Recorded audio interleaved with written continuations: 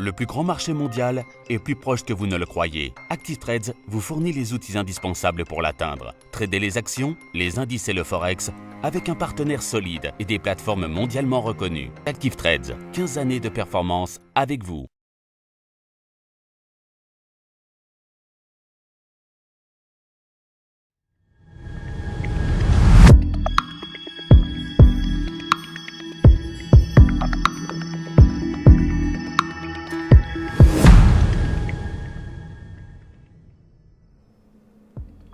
Bonjour à tous et bienvenue sur boursicoté.com pour cette nouvelle analyse technique du CAC 40 en clôture. Bon, peu de choses à dire par rapport à la configuration de la semaine dernière, tant le CAC 40 ici continue à tester cette fameuse zone majeure des 5536 points.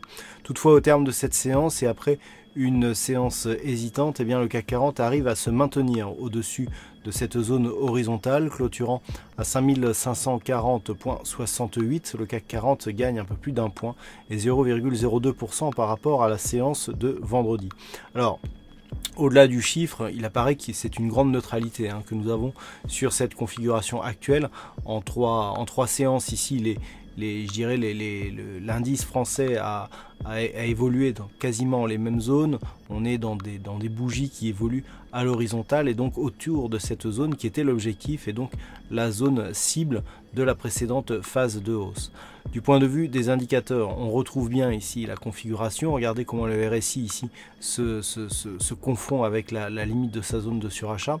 Le stochastique lui reste en zone de surachat depuis plus d'un mois désormais et le MACD depuis quelques jours et même depuis quelques semaines traduit ici un affaiblissement de la dynamique par des histogrammes ici qui reviennent sur leur zone neutre et qui évoluaient d'une manière baissière malgré une continuité haussière des cours. Du point de vue des volumes, ça se réduit là aussi fortement ainsi que la volatilité.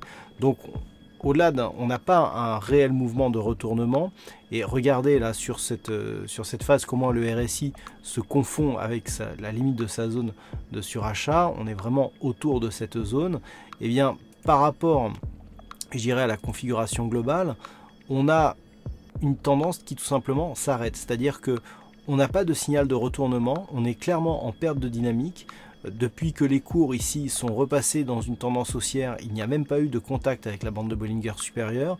Celle-ci évolue avec, je dirais, une zone supérieure et inférieure quasiment parallèle.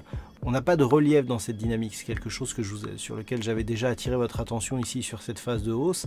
Certes, on continue à valider la poursuite du mouvement, mais ici, depuis 3 séances, eh bien, on est vraiment dans une neutralisation de cette dynamique court terme.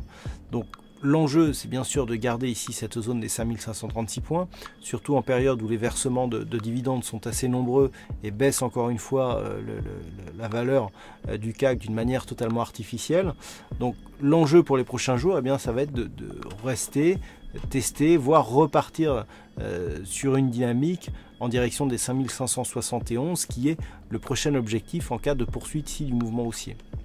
A l'inverse, si les cours venaient à prendre un biais un peu plus baissier, eh bien, on aurait un signal de consolidation possible sur une rupture ici de cette zone des 5486 points, point bas de la séance du 4 mai, donc en début de mois. Voilà donc ce que l'on peut dire sur cette analyse technique du CAC 40.